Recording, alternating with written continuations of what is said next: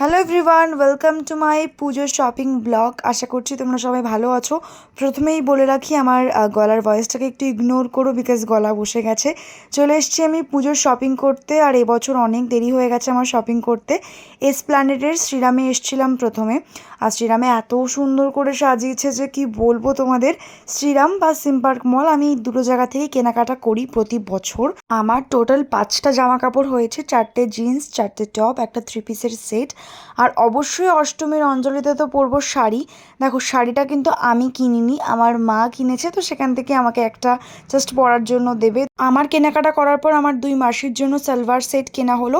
তারপরে একটু খাওয়া দাওয়া করে নিলাম মিও মোড়ে থেকে চিজ কর্ন রোল।